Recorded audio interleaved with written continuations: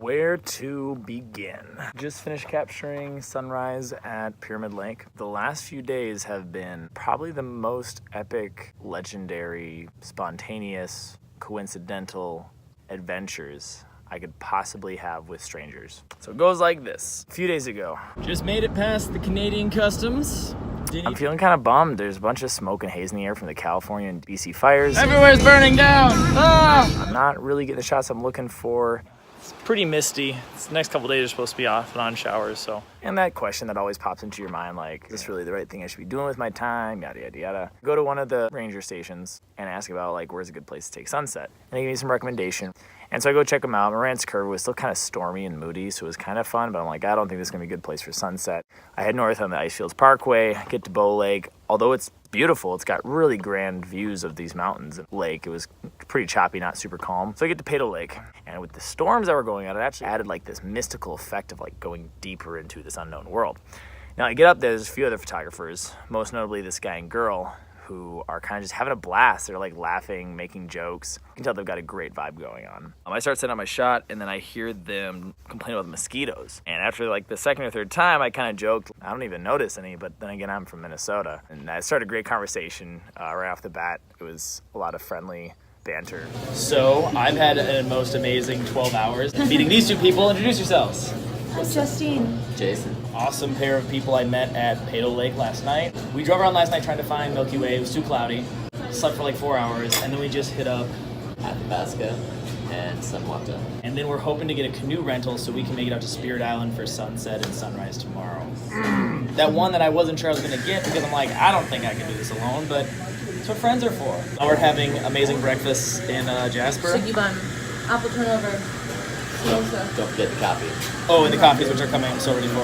My French press is broken. There's going to be hopefully some amazing shots from this. Either way, making lifelong friends on the road is one of my favorite things to do. You start talking about photography and stuff, and Jason really seemed to have a passion about photography that I not only admire, but also really relate to, and he has done so many awesome things with it. And Justine also is so worldly, has got the opportunity to live and work across this beautiful world.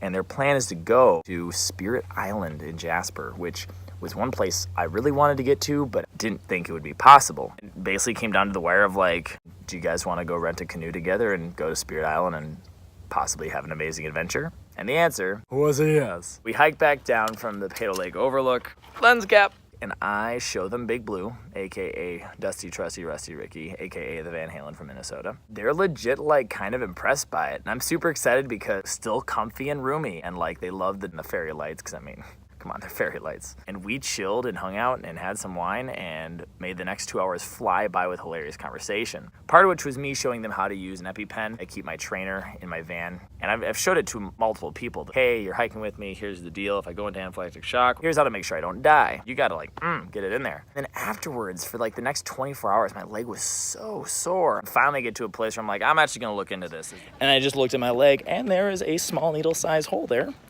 because I administered a dose to myself. But hey, so honestly, I happened to have an expired EpiPen that I had put in a similar place, but forgot that I had moved the trainer to another location. now I know how to administer myself in case something does go wrong. I injected myself with adrenaline. I had a great time that night. Turns out they were actually in Moraine Lake the night before, at the same time I was, just on a different trail. Just got done shooting a sunrise at Lake Moraine. Also, I think this is the first time I've rocked a baseball cap and liked the way I looked in it. Fun facts. There's just a lot of little coincidences, and I don't really believe in coincidences. Meeting Justine and Jason, like, super serendipitous, but at the same time, like, whoa, the universe is not joking here. This is fate, and it's happening. Wake up the next morning at 4:45, then we check out a bunch of the spots I was hoping to hit on the way north. The whole park is really busy right now, and I hate the tourism season, even though it is a beautiful time to be here. While we were hitting each of our stops, we would get there maybe like 10 minutes before crowds would come. It's like everywhere we went, get to the first place, take some photos, all of a sudden crowds would show up. We'd be like, oh, okay, let's get out of here. Happened like 5 times. The pinnacle was when we got to Lake Moraine and the parking lot was packed. Jason spots this Honda CRV that's just pulled off to the corner of the roads that's not specifically parking, but that doesn't also have a no parking sign on there. So he instantly pulls over. I pull behind him, and every single car behind us pulls over and then fills up that entire road. So we literally got the last bout of spots at this parking lot. Knock, knock. Who's there? Fate being like, this is gonna happen. Boom. changed things. Sun came out, had to move the camera. So we get to our rental, we find out it's a different price and about double the cost. Doesn't matter, let's do it. We just rented a canoe and a kayak so that we can get ourselves to Spirit Island. 14 kilometers each way. Just having a blast. Just a lot of love and just a lot of acceptance and just the kind of good people that I like to spend my time around. Have an amazing time just getting there. We're just like, man, we're already best friends practically. Like we have the same humor, we're cracking the same jokes. Canoeing on Moline Lake, it's so peaceful out here and echoes so amazingly.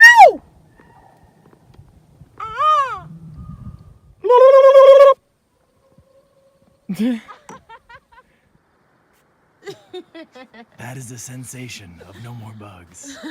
I feel at peace. Yeah. Hey, buddy. We got to Spirit Island about 7:30 p.m. It was beautiful. And there are boat tours that go there, but you only get to spend 15 minutes near the island, and they don't run anytime near sunrise or sunset. I'm actually glad for it because it means the people who make it there for those times are really dedicated to seeing the beauty of that place. So, this might be the most amazing photo shoot I've had before, especially with strangers, because We're not strangers anymore. well, that's true. Now with great friends, because look at this. It's gonna get so good. It's gonna get so good.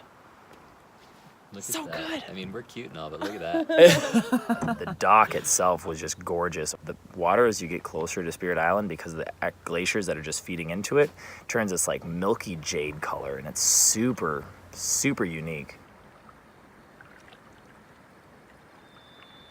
So we just took tons of different photos, having a blast. Justine did an amazing job kind of being our subject and taking lots of random radio directions about hold it steady, not quite there. You're drifting too much. Take it back a little bit. Now go forward. No, go left. No, go right. We even did some nighttime photography that turned out really cool. And oh, I can't wait to edit these photos. There's so many of them.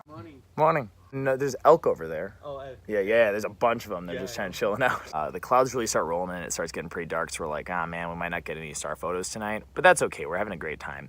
So we decided we're going to go back and try to find some camping spots. Most notably, we saw this island we thought we might be able to get away with some offsite camping. The water was so perfectly calm. It was like glass.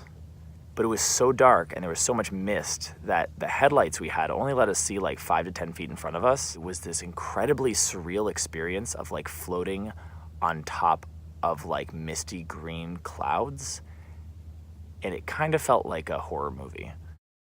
Thankfully, one of the headlamps that we had could reach far enough that we could see maybe where the shoreline was, but it was like pitch black and just super eerie and kind of confronting a little bit of one's kind of imagination and fears, so to speak. We park up on super rocky coast. We climb to the top of this 20-foot peak to see what it looks like, and it turns out it's just a ridge. The peak really is just a hump, and it just goes down the other side. Not as big as island as we were thinking. There's not really a place where we could put a tent. And we realize the stars are coming out. All the clouds are going away, and the stars are just blowing our minds. They're so clear. You can actually see the constellations kind of like linking together, and the Milky Way is just lining itself up perfectly with this glacier. And we're like, oh, never mind. We're going to be here for a while. We're probably not going to sleep. We're getting ready to set up hammocks, try to figure out where. And then Justine's like, wow, look at all these spiders. And we realize it's not just 1 or 2 spiders. It's like 20, 30, 50, hundreds, thousands. We picked an island because we don't want wildlife, but without wildlife, basically made it an insect infested. So we were on Spider Island. And his headlamp that allowed us to see across the lake died basically as soon as we got to Spider Island. We just kind of accepted it and laid sleeping mats on the shore rather than touching the trees whatsoever.